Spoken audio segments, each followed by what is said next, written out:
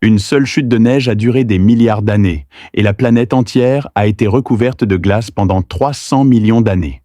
C'était l'ère glaciaire huronienne de l'éon archéen. Il y a 2 milliards et demi d'années, la surface de la Terre est encore recouverte des vestiges de l'activité volcanique. Bien que moins violentes que lors de l'éon archéen précédent, les éruptions volcaniques ont laissé une empreinte ardente sur le paysage. Durant cette période, les plaques tectoniques se sont progressivement intensifiées, de petits morceaux de terre entrant en collision et s'assemblant comme les pièces d'un puzzle, formant peu à peu des protocontinents. À l'éon archéen moyen, la Terre a connu un tournant décisif. Les cyanobactéries se sont progressivement répandues dans les océans. Ces producteurs infatigables ont déclenché la grande oxydation, augmentant les niveaux d'oxygène atmosphérique et remplaçant progressivement les gaz à effet de serre auparavant dominants, tels que le dioxyde de carbone et le méthane. L'effet de serre s'est affaibli, les températures mondiales ont progressivement chuté et une marée froide s'est propagée.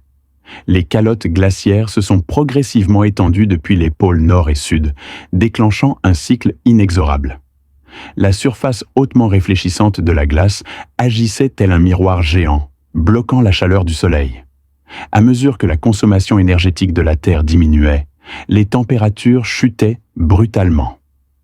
Les glaciers en profitèrent pour s'étendre rapidement vers l'équateur, enveloppant finalement la Terre entière d'une épaisse croûte de glace.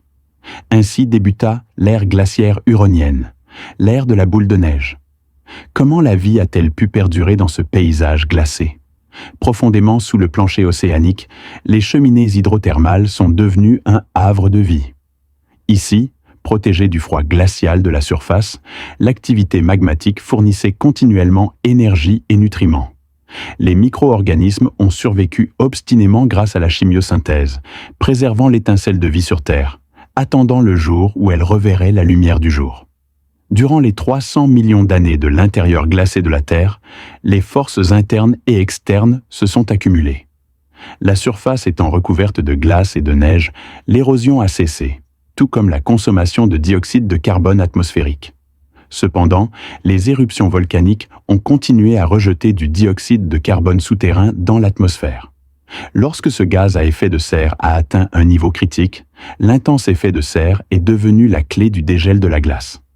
Plus important encore, un astéroïde de 100 km de diamètre est entré en collision avec la Terre, accélérant le processus.